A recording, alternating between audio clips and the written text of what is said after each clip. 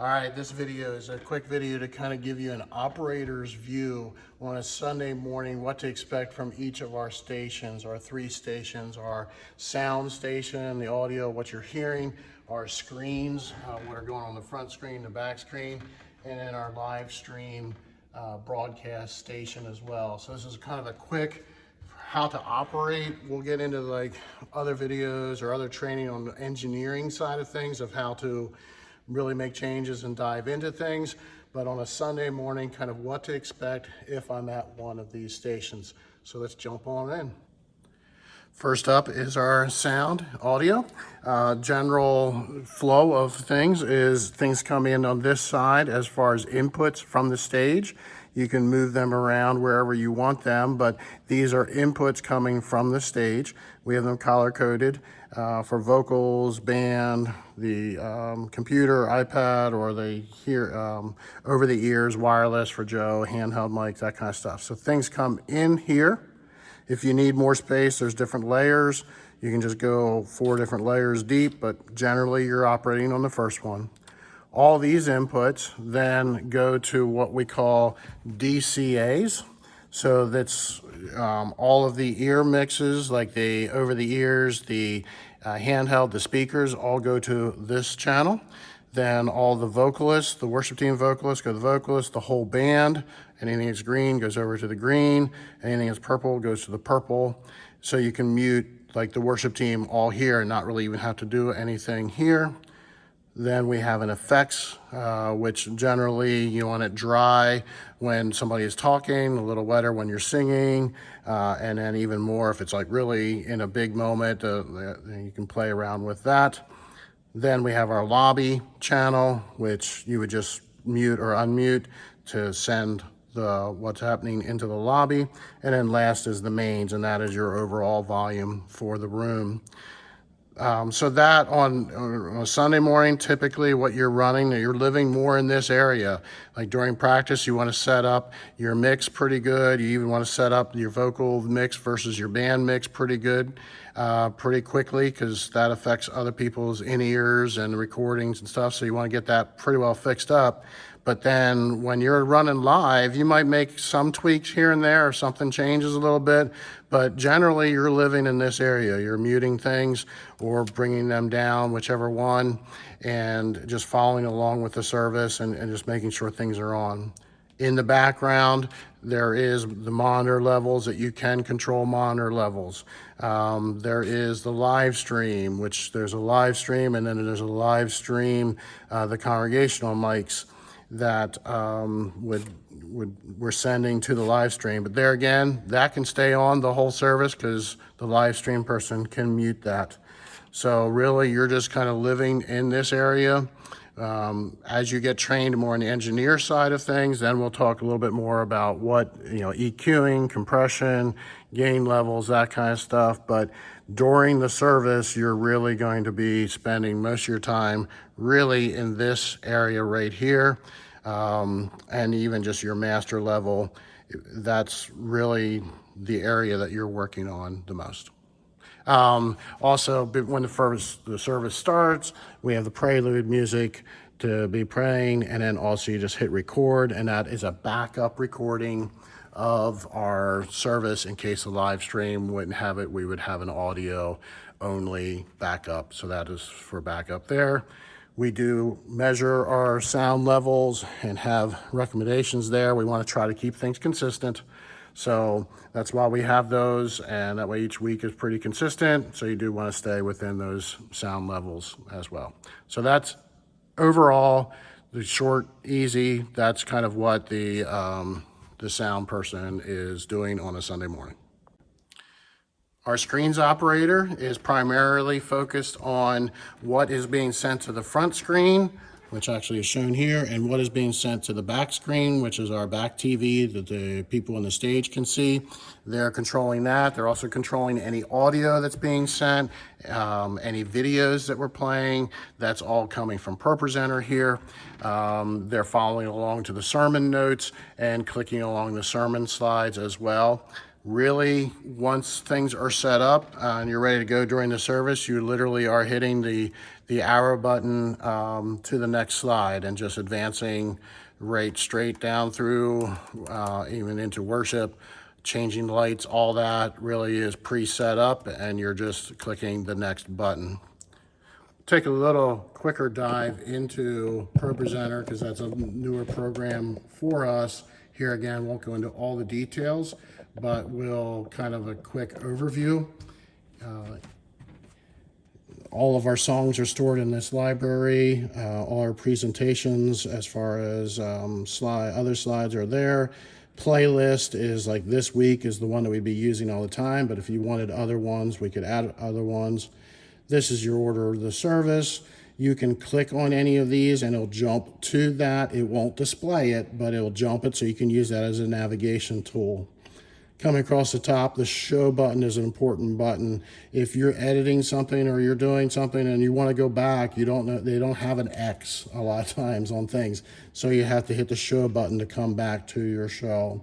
Reflow is another one that you'll use a decent amount. That's where you can change your lyrics, you can change what groupings, your verse, your chorus, all that kind of stuff can be shown on that. Moving across, your media is what is, your background images, your background videos, all that kind of stuff would be where you would pull from for that. Your audience mutes the signal to the front screen. If you wanted to, stage mutes it to the back. This clear all is your panic button.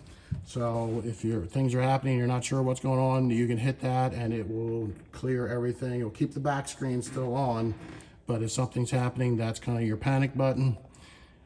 You'll learn layers here, like this is your lyrics and this is your background image, that if you, for any reason you want to mute any of that, sometimes there's a video, sometimes there's music playing, the countdown. There again, it overrides and you don't normally use it, but you need to know it's there. Here is where you would, if music is playing, you would see that here, either under the music tab or the slide tab is where you control stop and start. And then these are the macros. It's on the macro level here. These are our lighting. So when you click on that, it talks to our soundboard.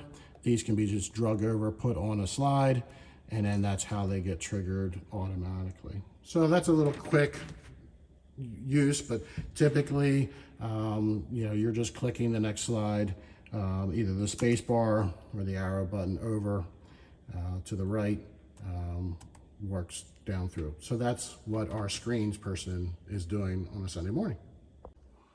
And then the last position is our broadcast or our streaming. This person is only concerned everything is going with the broadcast. They're able to listen in on the broadcast. They are able to control everything, whatever. They're controlling the cameras. They're controlling what goes full screen, what goes picture in picture, what sound, what audio is going there. They're controlling that, but these cameras don't go to the front screen. You don't have to worry about that. You're only doing the live stream.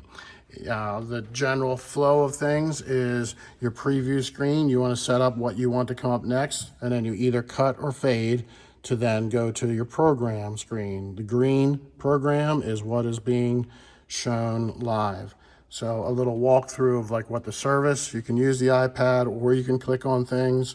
You can move the cameras with the iPad, or you can select camera 1 or camera 2 on here and use the joystick.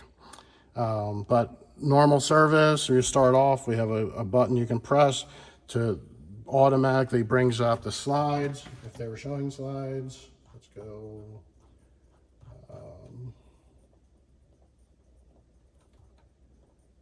So they're showing slides, it would automatically do that. It automatically plays the broadcast music and then mutes the soundboard and the congregational mics.